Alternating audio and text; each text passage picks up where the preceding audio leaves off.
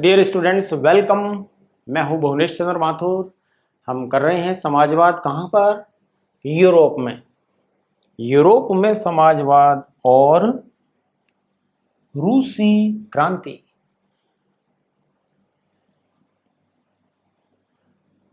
रूस में समाजवाद क्या हुआ? यहाँ समाजवाद में आइए देखते हैं। 1914 से पहले रूस में सभी राजनीतिक पार्टियों को क्या किया?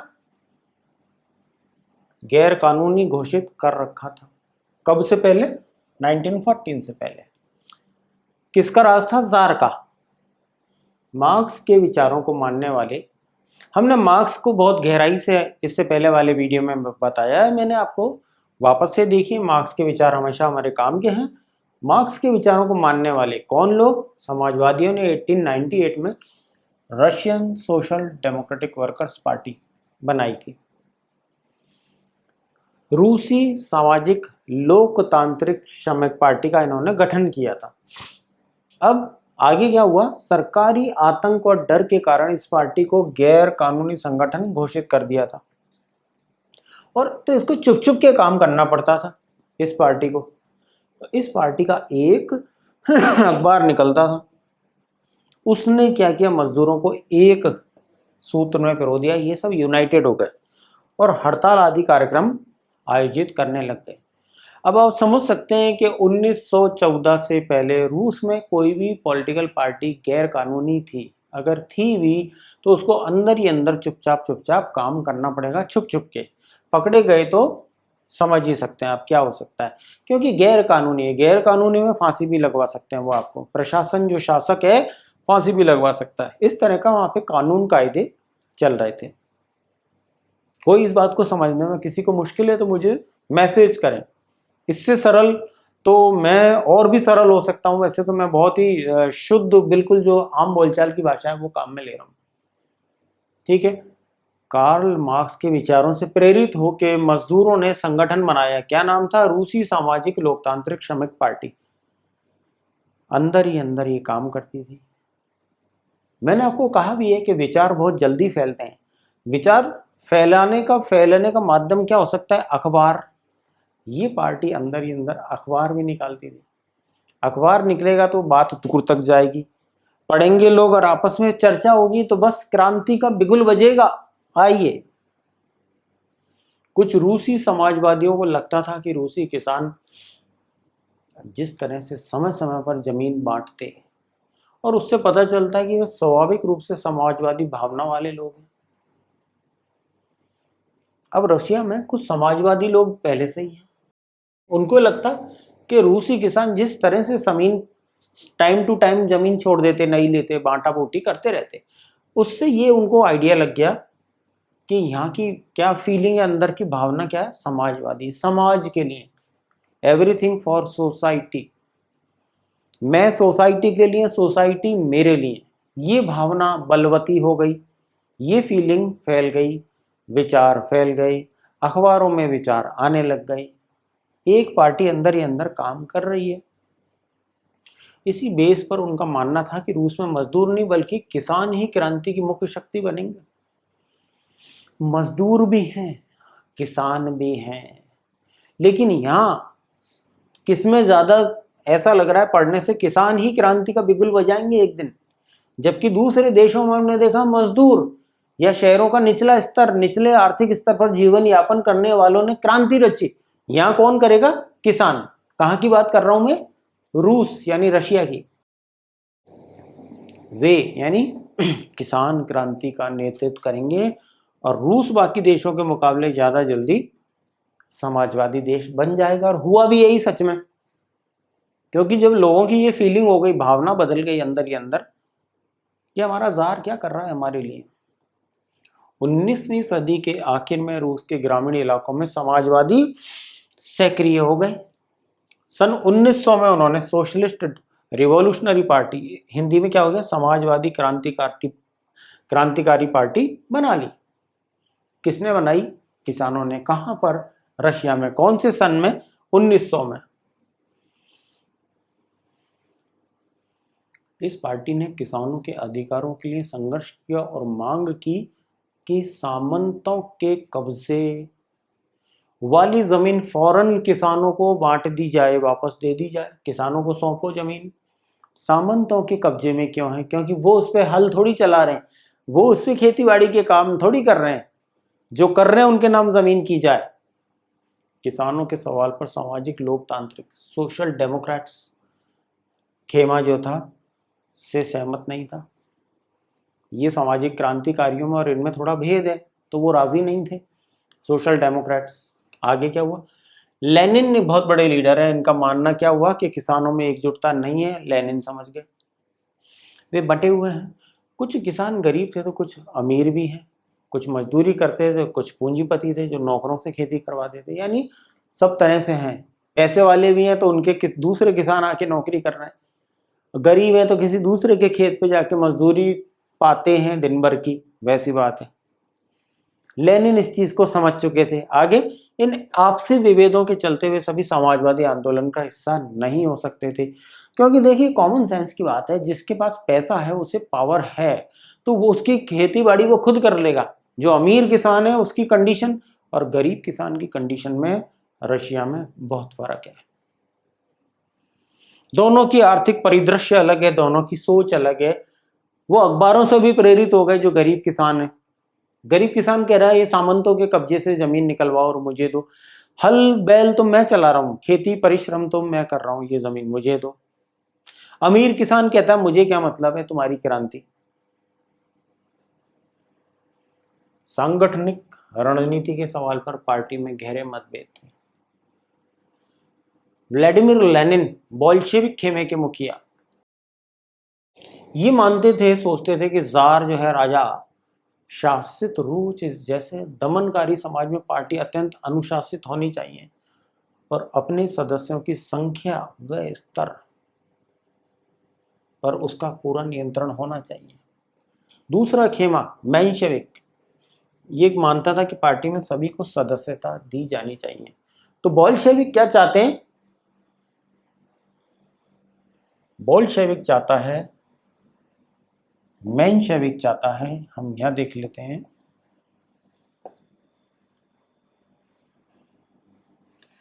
बोल्शेविक चाहता है कि डिसिप्लिन होना चाहिए पार्टी में, क्योंकि बहुत बड़ा काम करने जा रहे हैं।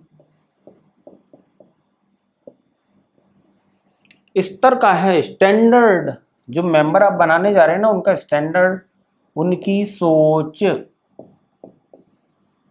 हाई क्वालिटी की होनी चाहिए। मतलब ये हर एक को अपना सदस्य नहीं बनाना चाहते। मेंशेविक कहता है, देखिए दूसरा खेमा मेंशेविक मानता था कि पार्टी में सब आ जाओ। मेंशेविक क्या बोले? ऑल कैन, ऑल कौन? सारे किसान, अमीर गरीब कुछ भी, ऑल कैन बिकम मेंबर्स। यहां ऑल से मेरा तात्पर्य है अमीर किसान गरीब किसान। इनको चिंता है स्टैंडर्ड की, बोल्शेविक्स को, मेंशेविक्स को नहीं है कि जो मिल जाए उसको अपना सदस्य बना लो। मेंशेविक, बोल्शेविक कह रहा है डिसिप्लिन होना चाहिए, जो ऊपर से विचार आ रहा है वो नीचे तक जाए, सोच इनकी अच्छी होनी चाहिए हमारे सदस्यों की, नहीं तो मत बनाओ, कम सदस्य अच्छे। तो इन दोनों के विचारधाराओं में विभेद है। अमीर किसान गरीब किसान, हाँ ये गरीब किसानों को लेके संघर्ष चल रहा है अभी। उथल पुथल का टाइम आ गया, 1905 की क्रांति जो कि बड़ी रुचिकर है, हम इसकी बात करते हैं। उथल पुथल का समय आ गया, 1905 की क्रांति। रूस कैसा था अभी? निरंकुश राजशाही था माय डियर स्टूडेंट्स, कोई कहने सुनने वाला नहीं। जो जार है किसी को जवाबदेह नहीं है, वो वंशानुगत राजा बने हुए हैं, सम्राट है, किसी की नहीं सुनते। अन्य यूरोपीय शासक के विपरीत 20वीं सदी की शुरुआत में भी जार राष्ट्रीय संसद के अधीन नहीं है, जबकि यूरोप में इतनी बड़ी क्रांति हो चुकी है। 1789 में फ्रेंच रिवॉल्यूशन हो गया। ये देखिए कौन से समय की बात कर रहा हूं मैं आपसे, 20वीं सदी की शुरुआत हो गई है, 1904 1905 की समय की बात कर रहा हूं मैं। तब भी वो किसी के अधीन नहीं है, स्वयं स्वयं भू है। उदारवादियों ने इस स्थिति को खत्म करने के लिए बड़े पैमाने पर मुहिम चलाई। अब जब 1905 का समय चल रहा था, उन्होंने संविधान की रचना के लिए सोशल डेमोक्रेट और समाजवादी क्रांतिकारियों को साथ लेकर किसानों और मजदूरों के बीच काफी काम किया। भाई देखिए, परेशान कौन है इस युग में? क्या राजघराना परेशान है रशिया का? नहीं, वो तो अपना खा पी रहे हैं, एंजॉय कर रहे हैं, उनकी लाइफ बहुत अच्छी है। परेशान है हमारा निचला तबका, मजदूर वर्ग, किसान। तो कहां से कैसे गुजर चलाएं समझ में नहीं आता, रोजगार के अवसर नहीं है। इस समय भी रशिया खेतीबाड़ी पर निर्भर है, कृषि कार्यों पर उसका सारा दारोमदार है। उद्योग धंधे लगे हैं, आयरन स्टील है, कोयला है, ये सब हुआ है शुरुआत, लेकिन अभी उस स्तर पे नहीं है कि रोजगार परख हो जाए, रोजगार मिल जाए। लोगों का जीवन यापन बड़ा कठिन है इस समय जो हम चर्चा कर रहे हैं। रूसी साम्राज्य के उस समय तहत उन्हें राष्ट्रवादियों जैसे पोलैंड में और इस्लाम के आधुनिकीकरण के जो समर्थक हैं, मानने वाले जेडिडिस्ट मुस्लिम बहुल इलाकों में, इस पार्टी को उनका भी समर्थन मिला। किस किस का? मजदूरों का।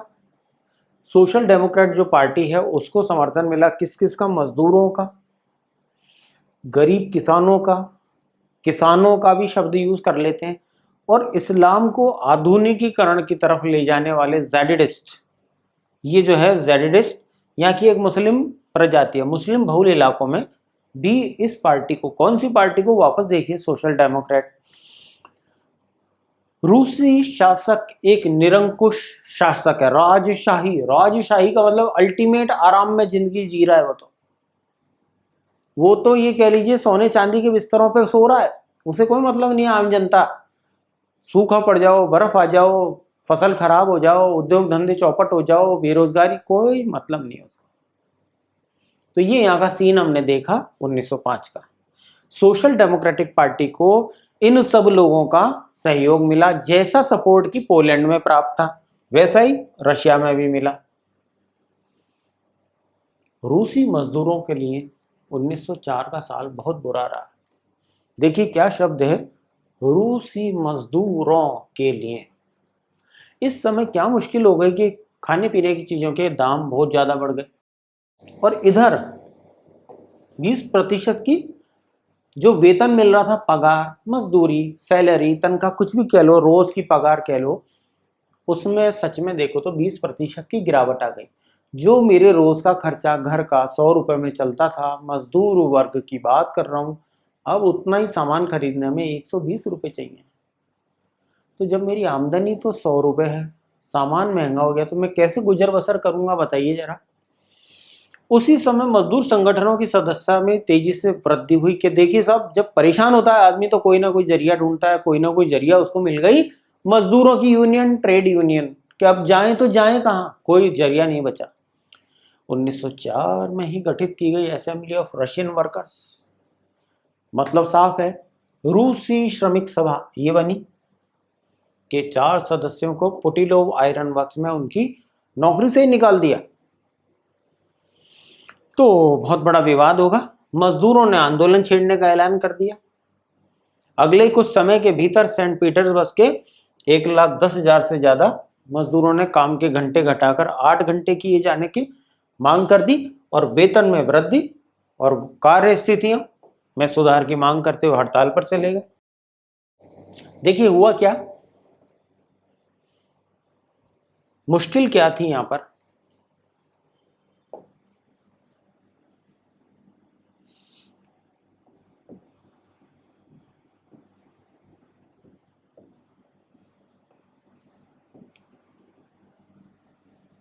मैंने लिखा 12 से 15 आवर्स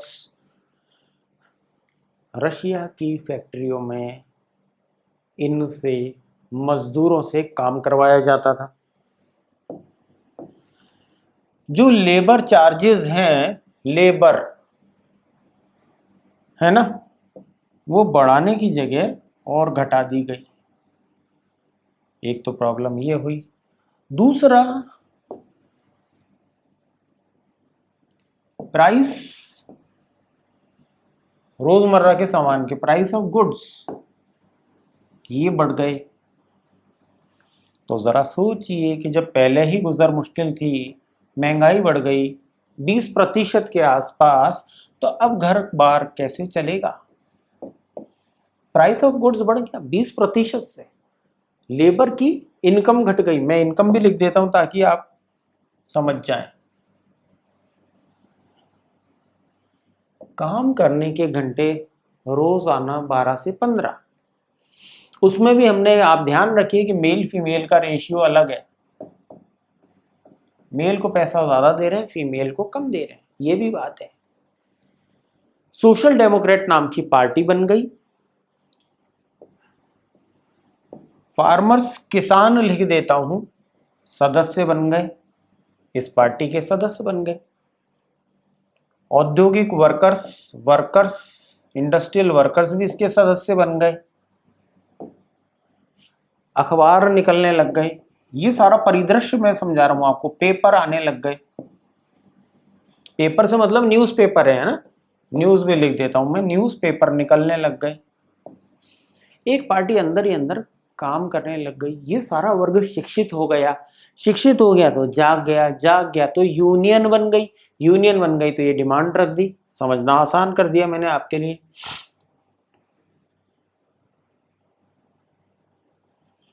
अब क्या हुआ कि 1,10,000 लोगों ने हड़ताल कर दी। कहां पर? सेंट पीटर्सबर्ग में। ये भी समझ लीजिए क्या क्या हुआ। सेंट पीटर्सबर्ग की बात भी कर लेते हैं। भाई देखो, एक दो अगर मजदूरों को नौकरी से निकाल भी दिया तो, लेकिन 1,10,000 आदमी अगर हड़ताल पे आ जाते हैं, स्ट्राइक, हड़ताल हो गई। देखिए हड़ताल हो गई तो एक चीज है,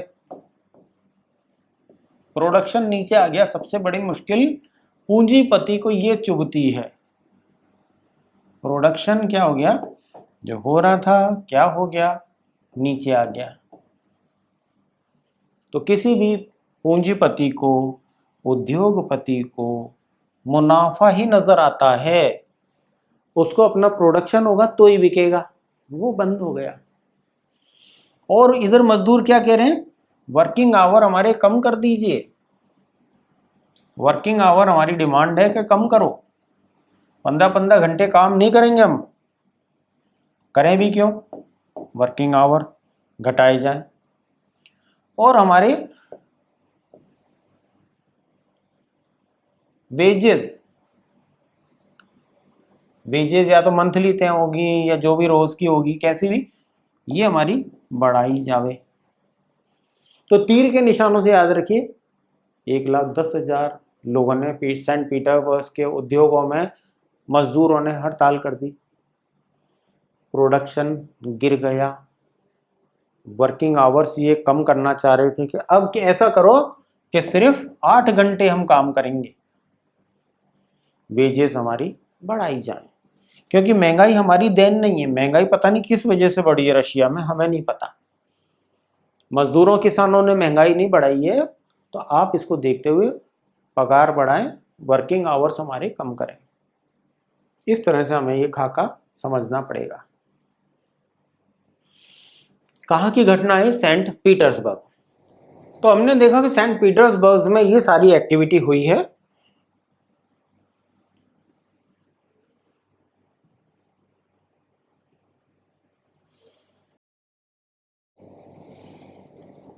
इसी दौरान अब हम वापस लौटते हैं।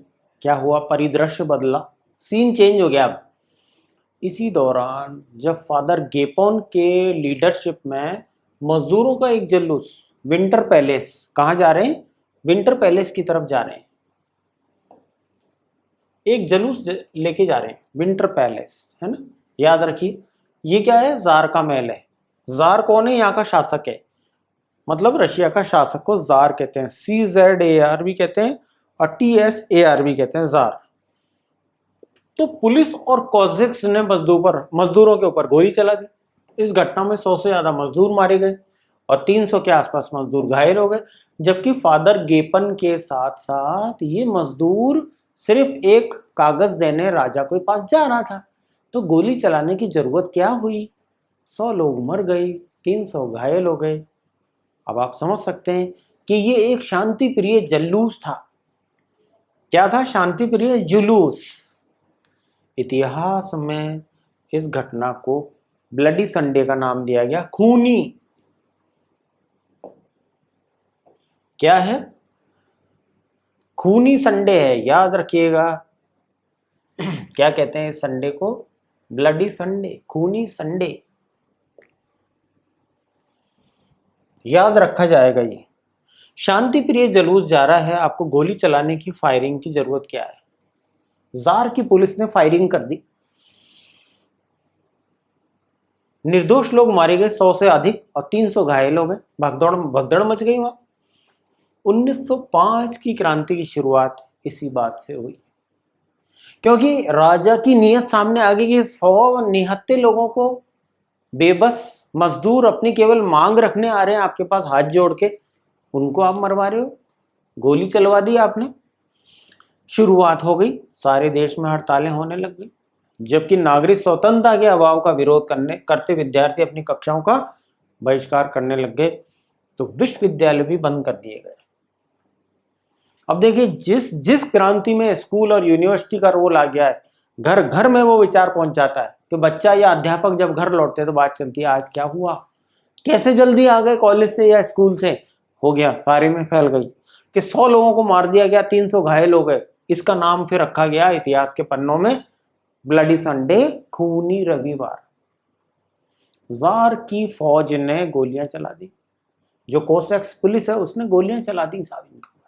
और ये बहुत ही शांति प्रिय व्यक्ति हैं, फादर गेपॉन, ये लेके जा रहे थे जुलूस को, क्या बिगड़ जाता। आगे चलते हैं। वकीलों, डॉक्टरों, इंजीनियरों और अन्य मध्यवर्गीय कामगारों ने अब कह दी संविधान की सभा बनाओ, यूनियन ऑफ यूनियंस की स्थापना कर दी। 1905 की क्रांति के दौरान जार ने एक निर्वाचित परामर्शदाता सांसद बनवा दी, क्या नाम था? ड्यूमा। ड्यूमा के गठन पर अपनी हाँ लगा दी कि हाँ बना लो। क्रांति के टाइम कुछ दिन तक फैक्ट्री मजदूरों की बहुत सारी ट्रेड यूनियन और फैक्ट्री कमेटियां भी अस्तित्व में रही। देखिए भाई, बहुत ज्यादा मजदूर हैं, किसान हैं, तो सब अपने अपने हिसाब से सबने बना ली, कोई बात नहीं, लेकिन बनाना अच्छा हुआ। 1905 के बाद ऐसी ज्यादातर कमेटियां और यूनियनें अनधिकृत रूप से काम करने लगी, क्योंकि उन्हें गैर कानूनी घोषित कर दिया गया था। छोटी छोटी यूनियन है, उनको गैर कानूनी घोषित कर दिया। जार ने कह दिया कि अब आप ड्यूमा बनाओ, यानी क्या हो गया? ड्यूमा, निर्वाचित परामर्शदाता संसद का नाम ड्यूमा रख दिया। इसमें चुने हुए आपके प्रतिभागी आएंगे, बैठेंगे और आगे का काम करेंगे। अभी इस बीच क्या हुआ, यहां से आप समझने की चेष्टा कीजिए, कोशिश कीजिए। यहां से 1905 की क्रांति सफल हो गई,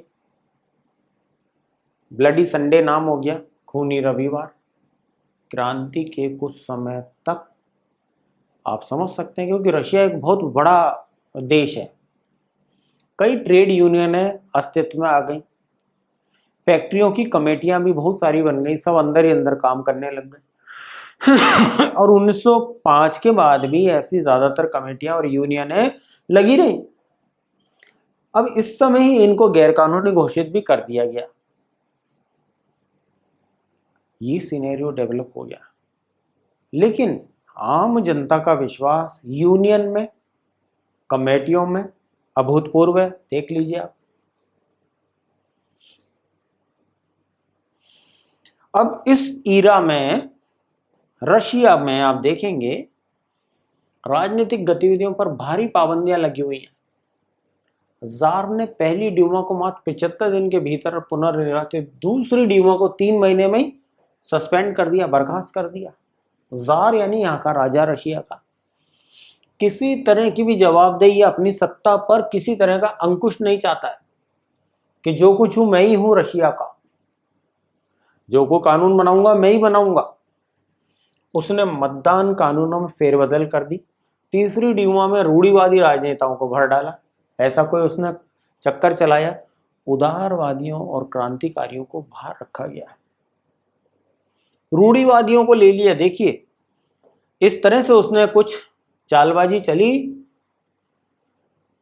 अब की बार जो चुनकर सदस्य आए रूढ़िवादी आ गए, यानी कंजर्वेटिव्स आ गए।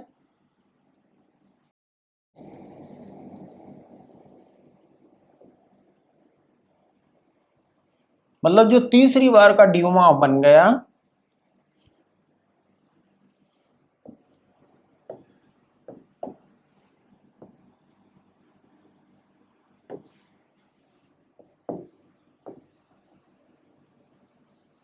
कंजर्वेटिव्स जीत कर आ गए।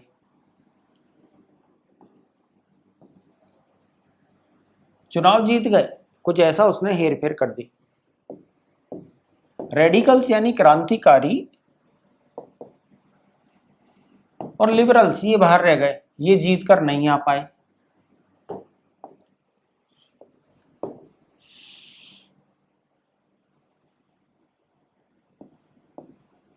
खुद कहता था कि मेरी कोई जिम्मेवारी नहीं है, मैं किसी के प्रति नो रेस्पॉन्सिबिलिटी बोलता था। नॉट आंसरेबल, मेरे से तुम सवाल नहीं करोगे। कौन बोलता था? जार, TSAR, या कुछ लोग CZAR भी लिखते हैं। हिंदी में हम लिख सकते हैं जार। जरा ये बातें समझ लीजिए। तीसरी बार की मतलब पहली बार की कितने थोड़े ही दिन में निरस्त कर दी, तीसरी बार की 75 दिन में, 3 महीने में निरस्त कर दी। तीसरी बार जब ये आए, इसमें ज्यादातर कौन आ गए? रूढ़िवादी, जो कि उसके सहयोगी हैं देखा जाए तो, जार के। ये लोग आए ही नहीं के बराबर आए। इनकी गिनती तो कम हो गई, और जो खतरनाक है पब्लिक के लिए, इनकी गिनती बढ़ गई।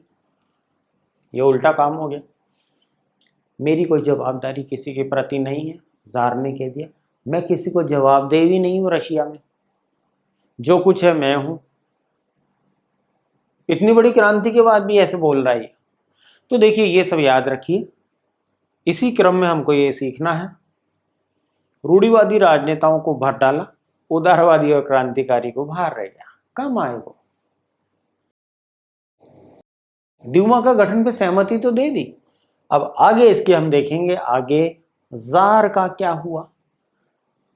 With this I wish you good luck and thank you.